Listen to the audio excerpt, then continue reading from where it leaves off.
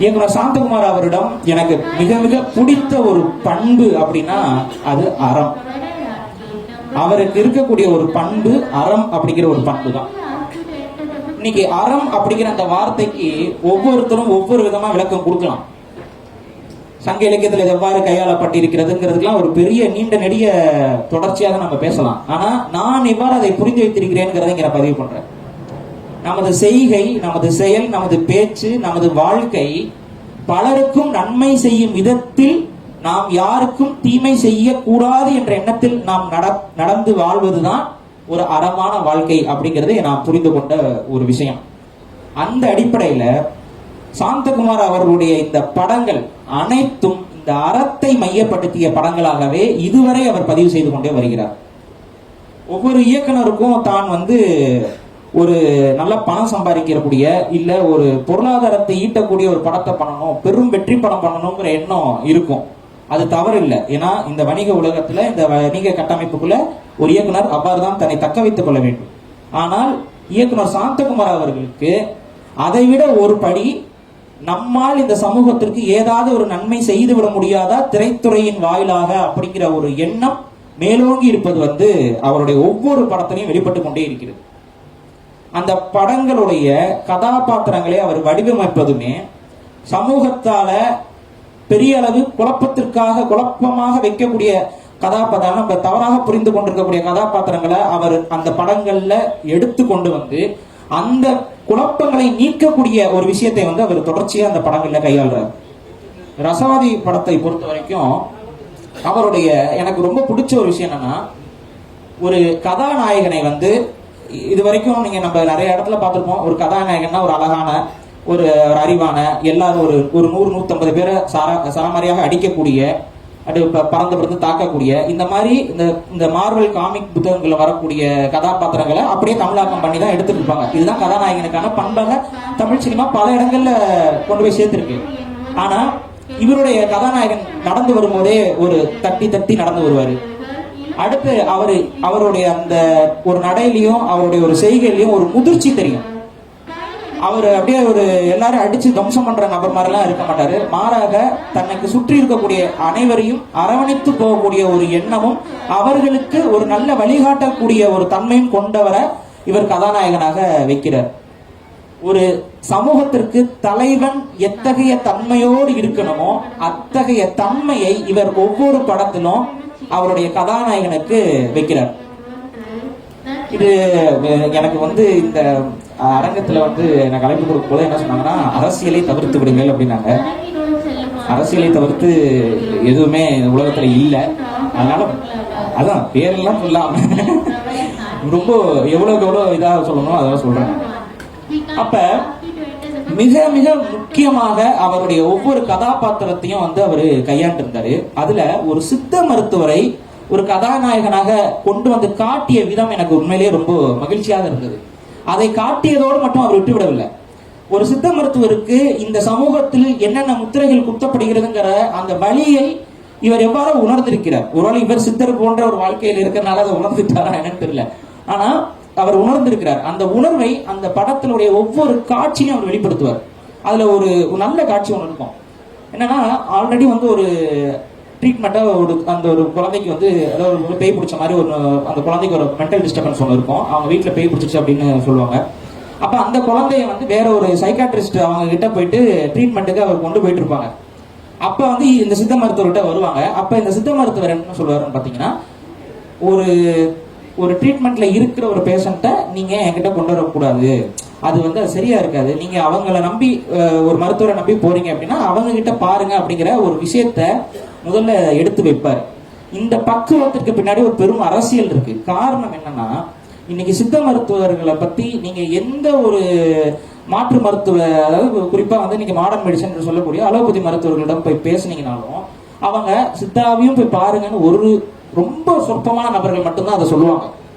சித்த மருத்துவமே இல்லை, அது ஒரு ஏமாற்று வேலை, அது ஒரு சூடோ சயின்ஸ் அப்படிங்கிற ஒரு கடுமையான விமர்சனம். ஏன் நான் சொல்றேன்னா, இந்த படத்திற்கு ஒரு நெகட்டிவ் விமர்சனமாக அது இருந்தது. சித்த மருத்துவத்தை ப்ரமோட் பண்றாரு, சூடோ சயின்ஸ் இயக்குனர் ப்ரமோட் பண்றாருங்கிற ஒரு தவறான விமர்சனம் என்பது இந்த படத்தின் மீது வைக்கப்பட்டது. அந்த பார்வையில போய் பார்க்கும் பொழுது இவர் எங்கேயுமே சூடோ சயின்ஸை ப்ரமோட் பண்ணல. மாறாக நீங்கள் பார்க்க தவறிய, நாம் கண்டு கொள்ளாமல் உணர்ந்த, தவற விட்ட அறிவியலை தான் அவர் எடுத்து பேசுறாரு. சித்த மருத்துவம் அப்படின்னு சொல்லிட்டு அவர் ஒன்றும் பேய ஓட்டல. மாறாக அந்த படத்தில் ஒரு வயிற்று பிரச்சனை மனதை பாதிக்கிறது, சிந்தனை பிறவை ஏற்படுத்துகிறது, அதை தான் பேயா பாக்குறாங்க. நீங்க வேணா பாருங்க, வயிற்று போக்க, அந்த வயிற்று பிரச்சனை சரி செஞ்சுட்டா அந்த தவறான அந்த கனவுகள்லாம் வராது அப்படிங்கிற ஒரு விஷயத்த அறிவியலின் பார்வையில தான் அவர் சொல்றாரு. அப்ப இந்த நுணுக்கம் இது வந்து பாத்தீங்கன்னா இந்த படத்துல இந்த காட்சிகள் வேணுமா அப்படின்னா தேவையில்லை. இந்த படத்தோடைய ஓட்டத்திற்கு இந்த காட்சிகள் வந்து ஒரு இந்த கதை ஒரு ஓட்டத்துக்குள்ள வராது. ஆனா இயல்பாக இதை கடத்திட்டு போறாரு. ஒரு மெசேஜ் சொல்லணும் அப்படின்னா நிறைய பேர் வந்து படங்கள்ல டாக்குமெண்ட்ரி மாதிரி எடுத்துருவாங்க. இன்னும் நிறைய இந்த மெசேஜ் சொல்ற படங்கள் நான் நிறைய பார்த்திருக்கேன். அதுல வந்து பாத்தீங்கன்னா வழிந்து இந்த இந்த காட்சிப்பா இதுதான் எங்களுடைய கருத்தியல், இதுதான் எங்களோட அரசியல் அப்படின்னு சொல்லி வழிந்து காட்சிகளை உருவாக்குவார்கள். ஆனா இயக்குனருடைய இந்த படைப்பில், ரசவாதி படைப்பில் எந்த ஒரு காட்சியும் வழிந்து வைத்ததாக நமக்கு படவே படாது. கதையோடைய ஓட்டத்துல அது அப்படியே போகும், நமக்கு சலிப்பு தட்டாது, பொறுமையாக இருக்கும். படத்துடைய நகர்வு என்பது பொறுமையாக இருக்கும். அந்த பொறுமையை நிறைய பேர் சலிப்பு அப்படின்னு நினைச்சுக்கிறாங்க. இல்ல, பொறுமை என்பது நிதானம். நிதானம் ஒரு மனிதனுக்கு தேவை. ஒரு திரைப்படத்துல ஒரு கதையை நீங்க கேட்கும் பொழுது அந்த நிதானம் இருக்கணும். அந்த காலத்துல எல்லாம் வந்து குழந்தைகளுக்கு கதை சொல்லுவாங்க. அந்த கதைகளை கேட்கக்கூடிய குழந்தைங்க அமைதியாக அமர்ந்து அப்பா கதை சொல்ல போறாரு, அம்மா கதை சொல்ல போறாரு, பாட்டி கதை சொல்ல போறாருன்னு சொல்லிட்டு உட்காந்து பொறுமையா கேட்பாங்க. அந்த பொறுமையாக கேட்கக்கூடிய பக்குவத்தை தமிழ் சமூகம் இன்னைக்கு இழந்துருச்சு. ஒரு பாடம் நடத்தக்கூடிய ஆசிரியர் பொறுமையாக பாடங்களை எடுத்து சொன்னா அந்த பாடம் நமது மனதில் ஆழமாக பதியும். சும்மா அப்படியே இஷ்டப்போக்கு வேக வேகமா பேசிட்டு போயிட்டா அந்த பாடம் என்பது என்ன, எத்தகைய தன்மை கொண்டதுங்கிறதே நமக்கு மனதுல பதிய. அந்த அடிப்படையில இயக்குனருடைய ஒவ்வொரு கதைக்கு பின்னாலும் அவருடைய சமூக பாடங்கள் வந்து புதஞ்சிருக்கு. இந்த கதாநாயகனுடைய வாழ்க்கையை பற்றி சொல்லும் பொழுது அவரை காட்சிப்படுத்துற இடத்துல வந்து பாத்தீங்கன்னா இயற்கையை பாதுகாக்க வேண்டிய தன்மையும் வளச்சுரண்டலுக்கு எதிரான அரசியலையும் அவர் அந்த படத்துல கையாண்டு இருப்பார். ஒருவேளை அதனாலே என்னமோ அவர் மேல சிலருக்கு கோபம் வந்திருக்கலாம். அவர் இயற்கையை பாதுகாப்பதை பற்றி அந்த கதையில காட்டியிருப்பார். நமது மண் வளம், இயற்கை வளம் பறிபோகிறது, பறிபோகி கொண்டிருக்கக்கூடிய அந்த இயற்கை வளத்தை தமிழ் சமூகம் நமக்குள்ள சண்டை போட்டுக்கிட்டு, அந்த ஊருக்காரங்களுக்குள்ள சண்டை போட்டுக்குவாங்க. தனிப்பட்ட இலக்குகளை பார்த்து கொண்டு அவங்களுக்குள்ள சண்டை போட்டு அவங்க ஒட்டுமொத்த ஊரையுமே அழிக்கக்கூடிய ஒரு இடத்துக்குள்ள போயிட்டு இருப்பாங்க. அந்த இடத்துல இந்த கதாநாயகன் வந்து எல்லாரையும் ஒருங்கிணைச்சு அந்த போராட்டத்தை முன்னெடுப்பார். அப்ப இதுதான் இன்றைய தமிழ் சமூகத்திற்கு தேவை. ஏன்னா இன்னைக்கு நீங்க பார்த்திருப்பீங்க, நம்ம ரசிச்சு பார்த்த பல மலைகள் வந்து இன்னைக்கு கண்ணில் படறது இல்லை. நான் பார்த்துக்கிட்டே இருப்பேன். ஒரு பெரிய பாறை இருக்கும், அழகா இருக்கேன் இந்த பாறை, எத்தனை சித்தர்கள் அந்த பாறையில் நடந்திருப்பார்கள். சில பாறைகளுக்கு மேல, சில குன்றுகளுக்கு மேல பாத்தீங்கன்னா ஒரு சின்னதா ஒரு வேல் இருக்கும். அங்க யாரு அதை வந்து வச்சாலும் நமக்கு தெரியாது. அந்த இடத்துல பாத்தீங்கன்னா கொஞ்சம் அந்த சாமி கும்பிடுறதுக்கான பொருட்கள்லாம் வச்சிருப்பாங்க. ஒரு சில நேரங்கள்ல ஒரு காஞ்சி போன வாழையிலையும் ஒரு சின்ன படையிலும் இருக்கும். அதுல அந்த படையில வந்து அதுல என்ன வச்சாலும் நமக்கு தெரியாது. ஆனா அதெல்லாம் தின்று அந்த அதுல வைத்த பொங்கலோ இதுவோ காஞ்சி போய் அந்த பாறையில இருக்கும். அப்பனா அந்த குன்றில் யாரோ ஒருவர், யாருன்னு தெரியாது, குடும்பமா என்னன்னு தெரியாது, யாரோ ஒருவர் அந்த குன்றுல ஒரு தெய்வம் இருப்பதாக நம்பி வழிபட்டு கொண்டிருக்கிறார்கள். அந்த குன்றுகள், பல குன்றுகள் தமிழ்நாட்டில் காணாமல் போய்கொண்டே இருக்கிறது. அதை பற்றிய கவலை இந்த மண்ணையும் மக்களையும் நேசிக்கக்கூடிய ஒவ்வொருத்தருக்கும் இருக்கும். இயக்குனர் சாந்தகுமார் அவருக்கு அந்த கவலை இருக்கு. அதனாலதான் ரசவாதி படத்துல அந்த காட்சிகளை அவர் வைக்க வேண்டிய தேவை என்பது அவர் மனதில் இருக்கக்கூடிய அறம். இன்னைக்கு என்னையும் சாந்தகுமார் அவர்களையும் இணைக்கக்கூடிய பாலம் எது? இந்த அறம் அப்படிங்கிற அந்த விஷயத்தின் மேல இருக்கக்கூடிய நம்பிக்கை தான். தெரிந்தோ தெரியாமலோ அதிர்ஷ்டவசமாக இந்த பதிப்பகத்திற்கு பேரும் அறம் என்றே இருக்கிறது.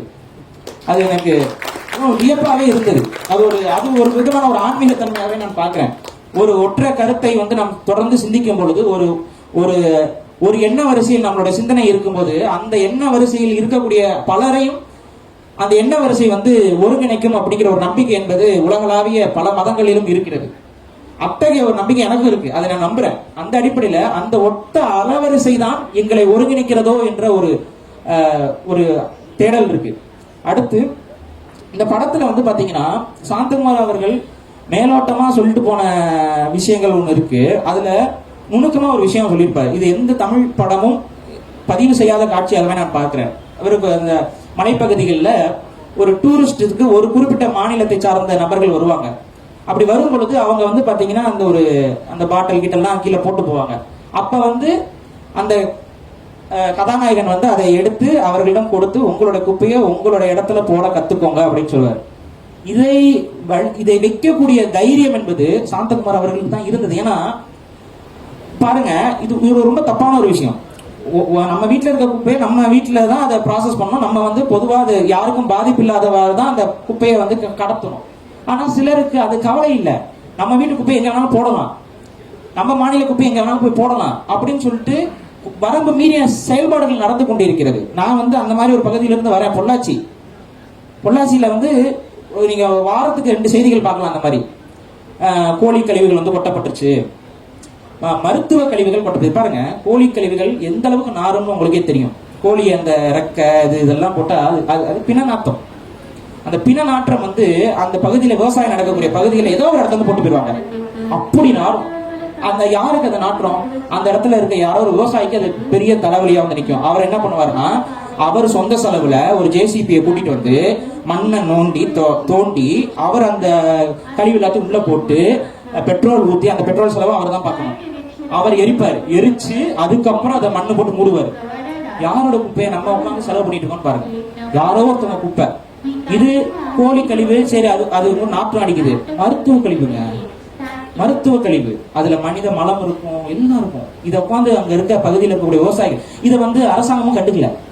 இது அரசாங்கம் கண்டுருச்சுன்னா இது செய்தி ஆகாது. அந்த குப்பைகளை கொண்டு வரும் பொழுது அரசாங்கம் தடுத்து நிப்பாட்டு செய்தி ஆகாது. ஆனா இதை கேள்வி கேட்பதற்கு இத்தனை திரைப்படங்களில் ஒரு இயக்குநருக்கு தாங்க தைரியம் இருந்துச்சு. ஒரு இயக்குநருக்கு தான் தைரியம் இருந்துச்சு. அவர் வெளிப்படையா அதை போட்டாரு. வெளிப்படையா அவர் அவங்க என்ன மொழி பேசுறாங்க எல்லாமே கரெக்டா காமிச்சு அது மக்களுக்கு புரியும். இதைதான் சொல்றாரு இயக்குனர் அப்படின்னு. இதுதான் அறம். அறம் என்பது அனைவருக்கும் நன்மை தரக்கூடிய விஷயத்தை செய்வதற்கான துணிவு தான் அறம். அந்த துணிவு இயக்குனர் அவர்களுக்கு ரொம்ப ஸ்ட்ராங்கா இருக்கு. அது மட்டும் அல்லாமல் இவர் தனது நம்பிக்கைகளை வெளிப்படையாக சொல்வதில் எந்த தயக்கமும் காட்டுவதில்லை. ஆனா மற்ற இயக்குநர்கள்ட்ட அந்த தயக்கத்தை நான் பல இடங்கள்ல பார்ப்பேன். ரொம்ப மைன்யூட்டா மறைச்சு காட்டிட்டு போவாங்க. ஆனா இவர் வந்து பாத்தீங்கன்னா, நான் எதை நம்புகிறேன், நான் சித்தர்களுடைய வாழ்வியலை நம்புகிறேன். சித்தர்கள் இந்த மண்ணுக்கு மதங்களுக்கு அப்பாற்பட்டு செய்த தொண்டை, அது ஒரு தொண்டு தான். அவர்களிடம் மருத்துவம் இருந்தது, விஞ்ஞானம் இருந்தது, அறிவியல் இருந்தது. அதை அனைத்தையும் இலவசமாக மக்களிடம் கடத்தி சென்றார்கள். அன்னைக்கெல்லாம் அந்த காலத்துல வந்து இந்த மரங்கள் இருக்குல்ல, நீங்க வந்து அரச மரம், அதுக்கு ஏன் அரச மரம், அந்த அரச மரத்துக்கு அடியில அமர்ந்து இந்த சித்தர்கள் தான் மக்களை வழி நடத்தினார்கள். இன்னைக்கு அங்க நம்ம சாமிகள் வாழக்கூடிய இடமாக, சாமிகள் வாழ்ந்த இடம் தான் அந்த அரச மரத்தடிகள். அந்த காலத்துல மக்களுக்கு தீர்வு கிடைத்த இடம் தான் அவைகள். ஆனா இன்னைக்கு நம்ம சும்மா சாமி கும்பிட்டு தேங்காய் உடச்சுட்டா போதும் அப்படின்னு நினைக்கிறோம். அது இல்ல, அந்த வாழ்வில் இவருக்கு உணரப்பட்டு இருக்கிறது. அதை எந்தவித சமரசமும் இல்லாமல் அவர் பதிவு செஞ்சுக்கிட்டே இருக்காரு. கவிஞர் அவர்கள் சொன்னது போல அதுல அந்த ஒரு மரத்துக்கு பெரியவர், அதை நான் மனசுல வச்சிருந்தேன், அவங்க அந்த பாயிண்ட் டக்குன்னு சொல்லிட்டாங்க. பெரியவரேன்னு சொல்லி அந்த மரத்தை வந்து அவர் அழைப்பார். இதுல அந்த உயிர்களுக்கான சமத்துவத்தை வந்து அந்த படம் வந்து காட்டுகிறது. இது இயக்குனருடைய புரிதலின் தன்மையும் அதன் ஆழத்தையும் நமக்கு வந்து புரிய வைக்கும். அந்த ஒரு காட்சி, ஒரு மரம்ங்கிறது மரம் தான். நம்மளை பொறுத்த வரைக்கும் என்ன, ஒரு மரம், அவ்வளவுதான். நம்ம பார்ப்போம், நல்லா இருக்கு, பெருசா இருக்கு, இதுல எத்தனை பெஞ்சு செய்யலாம், எத்தனை மரம் இது செய்யலாம், வீட்டுக்கு உதவுமா, இப்படிதான் நம்ம யோசிப்போம். ஆனா இந்த மரம் எத்தனை வரலாற்றை பார்த்திருக்கிறது, இந்த மரம் யாரெல்லாம், எனது பாட்டன் வாழ்ந்த காலகட்டத்தில் இந்த மரம் உயிரோடு இருந்திருக்கும், எனது பூட்டன் வாழ்ந்த காலகட்டத்தில் இந்த மரம் அந்த நபரை பார்த்திருக்கும், அவர் சுவாசித்த காற்றை அந்த மரம் கொடுத்திருக்கும். இந்த உணர்வு இருக்குல்ல, அந்த உணர்வு இயக்குனர் அவருக்கு இருக்கிறனாலதான் அதை பெரியவரே, அந்த மரத்தை பெரியவரே என்று அழைக்கக்கூடிய அந்த பக்குவத்தை அந்த படத்துல அந்த நடிகருக்கு கொடுத்திருப்பார். இது போல அந்த படத்தை புகழ்வதற்கு அந்த படத்துல இருக்கக்கூடிய ஸ்கிரீன் பிளேவை வந்து வரிசைக்க பேசிட்டே போலாம். அவ்வளவு காட்சிகள் வந்து அந்த படத்துல கடைசியா வந்துட்டு ஒரு வெள்ளை நாகம் என்பது அந்த படத்துல காட்சிப்படுத்தப்பட்டிருக்கும். அந்த வெள்ளை நாகம் அப்படிங்கறத வந்து இயக்குனர் என்ன சிந்தனை கொண்டு வைத்தாருன்றது நமக்கு உண்மையிலே தெரியல. ஆனா சித்தர்களுடைய வாழ்க்கை சார்ந்த விஷயங்கள்லாம் அந்த போகரை, குறிப்பா போகரை பற்றி நம்ம படிக்கும் பொழுது போகரோட வந்து ரொம்ப அந்த வெள்ளை நாகம் என்பது தொடர்பு படுத்தி கொண்டே இருப்பார்கள். நீங்க பழனி முருகன் கோயிலுக்கு நீங்க போனீங்க அப்படின்னா அந்த தலபுராணம் எழுதியிருப்பாங்க. அந்த தலபுராணத்துல போகர் இந்த மலையை எவ்வாறு தேர்வு செய்தார் அப்படிங்கும் பொழுது அவர் வந்து ஒரு வெள்ளை நாகத்தை இங்க பார்த்தார் அப்படின்னு. அப்ப இந்த வெள்ளை நாகம் வந்து ஒரு உண்மையா அது ஒரு ஆல்பினோங்கிறது அது உண்மை, அது இருக்கு இயற்கையில. பட் ஆனா அது வந்து சர்வே ஆகாது, ஏன்னா வெள்ளையா இருக்கனால எதிரிகள் வந்து பார்த்து இது பண்ணுவாங்க. அப்ப அது ஒரு உருவக நாகம். அந்த வெள்ளை நாகம் என்பது ஒரு உருவக நாகம். இயற்கையில அதனால சாத்தியம் இருந்தாலும் அது சர்வைவல் ரேட் வந்து கம்மி. அப்ப அந்த உருவகம் அந்த வெள்ளை நாகத்திற்கு என்ன அப்படின்னா, அது தமிழர்களுடைய ஆதி பேராக இருக்கக்கூடிய நாகர்கள் என்று சொல்லக்கூடிய அந்த மனிதர்கள் வழிபட்ட ஒரு அடையாளம். இன்னைக்கு வரைக்கும் பாருங்க, நம்மளுடைய கோயில்கள்ல, நம்மளுடைய வழிபாட்டு தலங்கள்ல, குலதெய்வ கோயில்கள்ல எல்லா இடத்திலும் நாகம் தான் இருக்கும். அந்த நாகம் என்பது ஞானத்துக்கான ஒரு அடையாளமாகவும் இருக்கிறது. குண்டலினி எழுப்புறது அந்த சித்தர்களுடைய வாழ்வியலுக்கான ஒரு அடையாளமாக இருக்கிறது. அந்த நாகத்தை இவர் என்ன பண்ணிருப்பார்னா, கதாநாயகனை காட்டும் பொழுது அவருடைய காலுக்கடியில் அது பூந்து போறது போல, அப்படி இதெல்லாம் வந்து அவருடைய அந்த தெய்வீக தன்மையில அந்த நபர் அந்த தெய்வீக தேடல் கொண்டவர் தெய்வமாகவே மாறுகிறார். இதுதான் தமிழருடைய வாழ்வியல். தமிழரோட வாழ்வியல் வந்து நமக்கு முன்னாடி பேசியவர்களும் சொன்னது போல பறந்து கெடுக உலக இயற்றியார்னு சொல்லி படைக்கக்கூடிய கடவுளை நாம் எதிர்த்து கேள்வி கேட்டிருக்கிறோம். ஏன்னா இந்த படைப்புல ஒருத்தர் வானத்துல உட்கார்ந்து இது எல்லாத்தையும் படைக்கிறார் அப்படின்னு நீங்க பாருங்களேன். யாருக்காவது வந்து ஒருவருக்கு ஒரு குறைபாடோடு படைக்க தோணுமா? யாராவது ஒருத்தருக்கு இவன் கடைசி வரைக்கும் பிச்சை எடுத்தாண்டா வாழும் அப்படிங்கிற ஒரு மாதிரி விதியை எழுத வைக்க முடியுமா? அப்படி எழுத வைக்கக்கூடிய ஒரு நபர் மேல வானத்தில் அமர்ந்து செய்கிறார் என்றால் அவர் ஒரு சாடிஸ்ட் இல்லையா? ஒரு சாடிஸ்ட் தானே. இவன் பிறந்தல இருந்து துன்பப்படணும், இவன் துயரப்படணும். இதுக்கு நீங்க 1000 விளக்கம் கொடுக்கலாம். மேல ஒருத்தன் உட்கார்ந்து இருக்கிறான், அவன் தான் நம்மளை படைக்கிறான், அவன் தான் நம்மளை இயக்குறான் அப்படின்னு சொல்லும் பொழுது நீங்க 1000 விளக்கம் கொடுங்க. ஆனா அவன் ஒரு கோர மனம் கொண்டவன் அப்படிங்கிறதா நீங்க மறுக்கவே முடியாது. நீ மறுக்கவே முடியாது. அப்ப அதை வந்து இந்த சித்தர்கள் மறுத்தார்கள். அதனால பறந்து கெடுக்க உலக இப்படி ஒரு விதியை ஒருவனுக்கு ஒரு பிச்சை எடுத்து தான் வாழணும்னு ஒரு விதியை ஒருத்தன் உருவாக்கி கொடுக்குறான்னா அவன் பறந்து கெட்டு போட்டுண்டா அப்படின்னு சொல்லி சபிக்கக்கூடிய இடத்தில் தான் தமிழ் அன்று இருந்தது. கடவுளையே நம்ம கேள்வி கேட்கிற மரபு. அது மட்டும் இல்ல, தெய்வத்தன்மைக்கு மனிதன் மேல போக முடியுங்கிற அந்த சிந்தனையும் தமிழர்கள் உருவாக்கிய சிந்தனை. நல்லது செய், மக்களுக்கு நல்லது நினை, தொடர்ச்சியாக நல்ல சிந்தனைகளை விதை, உன்னை பார்த்து வளரக்கூடிய ஒவ்வொருவரும் நல்லவராக இருக்கணும்னு நினை, உன்னை சுத்தி இருக்க அத்தனை பேர் நல்லவர்களாக இருக்கணும்னு நினைச்சுக்கிட்டே இருந்தீங்கன்னா நீயும் தெய்வத்தன்மையில போய் சேருவ அப்படிங்கிற ஒரு விஷயத்த இந்த படத்துல ரொம்ப மறைமுகமா காட்டிப்பாரு. என்ன காட்டிப்பாருன்னா, படத்தோட முடிவுல அந்த வெள்ளை நாகம் வந்து அந்த இணையர்களுக்கு நடுவுல பூந்து போற மாதிரி ஒரு காட்சியை படுத்திருப்பாரு.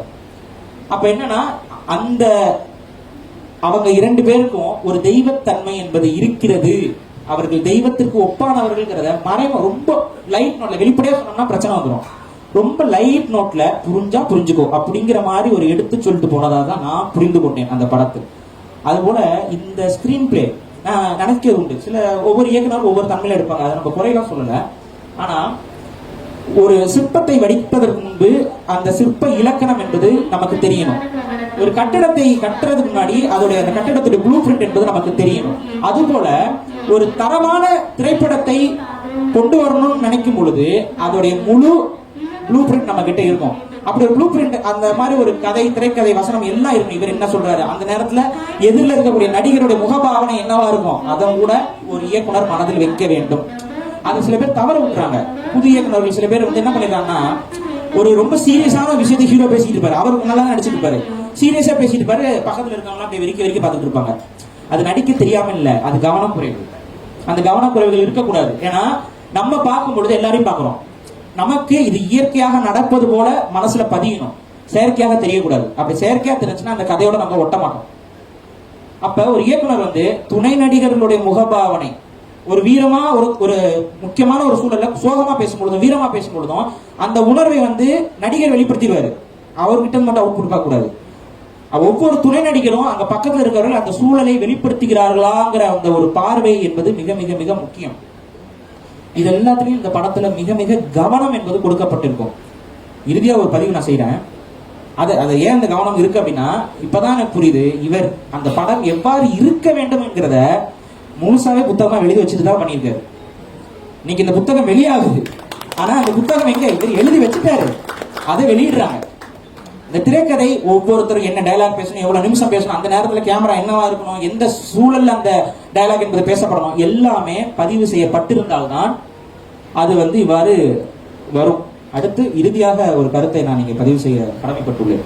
இந்த ரசவாதி படத்தில் எனக்கு மிக மிக மிக பிடித்த விஷயம் என்ன அப்படின்னு பாத்தீங்கன்னா, மதுவுக்கு எதிராக தொடர்ச்சியாக இயக்குனர் வந்து காட்சிகளை பதிவு செய்திருப்பார். அதனால என்னவோ சில மது வியாபாரிகளுக்கு உங்கள் மீது கொஞ்சம் கோபம் இருக்கலாம். ஆனா அந்த மதுவுக்கு எதிரான ஒவ்வொரு காட்சியும் அது எவ்வளவு கொடியதுங்கிறத புரிய வச்சிருப்பார். சும்மாலாம் கடந்து போல புரிய வச்சிருப்பார். மது குடிக்கிறதுனால என்ன பாதிப்பு வரும், அதை நீ செய்யறதுனால என்ன மாதிரி பிரச்சனைகள் உனக்கு வரும் அப்படிங்கிறத அந்த மது. அதால அந்த படத்தை ஒருத்தர் உட்காந்து பாக்குறான்னு, ஒரு சாமானியன் பாக்குறான் அப்படின்னா, ஓ மது குடிச்சா நம்மளை யாரும் மதிக்க மாட்டாங்க, மது குடித்தால் இந்த சமூகம் நம்ம எவ்வளவு தவறுக்கு போவோம் அப்படிங்கிறது. அதே போல போதை கலாச்சாரத்திலையும் மிக தெளிவா, அது குறிப்பா இந்த கஞ்சா. இன்று கஞ்சா அது ஒரு டிவைன் அப்படிங்கிற ஒரு இடத்துல கொண்டு வந்து சொருகப்பட்டு கொண்டே இருக்கக்கூடிய ஒரு போதை. அதை எடுத்தா இப்படி ஆயிரும் சிவபெருமானுக்கு பக்கத்துல போய் உட்காந்துட்டு வந்துருவோம்னா நிறைய தவறான கருத்துக்கள் கற்பிதங்கள் இங்க கற்பிக்கப்பட்டு கொண்டே இருக்குது. பாடல்கள் மூலமா இது மூலமா அதை எல்லாத்தையும் மறுத்து உடைத்து அன்புதான் அறத்தை வழி நடத்தும், அன்புதான் உங்களுடைய மனநிலையை சமம் செய்யும், சரிபடுத்துங்கிறத அந்த கதாநாயகிக்கு ஒரு கெட்ட பழக்கம் இருப்பதா காட்டிருப்பீங்க. ஏன்னா ஒரு பெரிய டிராமால பாதிக்கப்பட்டு அவங்களுக்கு ஒரு பெரும் பிரச்சனையில இருந்து கொண்டிருப்பாங்க, பெரும் மனக்குழப்பம் அவங்களுக்கு இருக்கும். அந்த மனக்குழப்பத்துல அவங்க அந்த போதை அப்படிங்கிறத நோக்கி நகர்ந்து கொண்டிருப்பார்கள். அவர்களை தடுத்து, இல்ல இது தவறு, இது இல்ல, ஆனா அதே நேரத்தில் அதுக்கான தீர்வையும் கொடுக்கக்கூடிய பக்குவம் என்பது அந்த கதாநாயகனுக்கு இருக்கு. இது ஒரு காதல் படம். ஆனால் இந்த காதல் படத்துல காதலையும் கடந்து ஒரு பொறுப்பு என்பது இந்த படத்துல இருக்கும். அந்த காதலனுக்கும் காதலிக்கும் இரண்டு பேருக்கும் ஒரு பொறுப்பு, ஒரு சமூக அக்கறை, அவங்களுடைய குணங்கள்ல. அந்த காதலிக்கு சில பிரச்சனைகள் இருந்தாலும் காதல் அப்படிங்கிற அந்த அன்பின் மூலமாக அந்த பிரச்சனையிலிருந்து அந்த பெண்ணை பாதுகாத்து அந்த பெண்ணுடைய பிரச்சனையிலிருந்து மீட்டெடுத்து ஒரு உண்மையான ஆண்மகனாக இந்த கதாபாத்திரத்தில் கதாநாயகன் நடந்து வருவார். அதுதான் ஒவ்வொரு ஆண்மகனுக்கும் இருக்க வேண்டிய ஒரு கடமையாக பார்க்கிறேன். அதுதான் ஒரு அறம் சார்ந்த ஒரு ஆண்மகனுக்கு இருக்கணும். காரணம் என்னன்னா, இன்னைக்கு காதல் வாழ்க்கை அப்படிங்கிறது எல்லாமே சுயநலம் சார்ந்ததாக மாறிக்கொண்டே வருகிறது. ஏன்னா தவறான விஷயங்கள் காட்டப்பட்டு கொண்டு, கவர்ச்சி என்பது காட்டப்படுறதுனால காதலுடைய உன்னதம் என்பது தவறி போகுது. காதல் என்பது ஒரு சாதாரண விஷயம் அல்ல. அது ஒரு நபரை முழுமையாக அக்கறையோடும் அரவணைப்போடும் முழுமையாக ஏற்றுக்கொள்ளக்கூடிய தன்மை தான் காதல். சும்மா ஒரு உடல் கவர்ச்சியோ அழகினாலேயோ பொருளாதாரத்தினாலேயோ வருவது காதல் அல்ல. இந்த படத்துல அப்படி ஒரு உண்மையான காதலை சமூக அக்கறையோடு இயக்குனர் அவர்கள் வெளிப்படுத்தியிருப்பார்.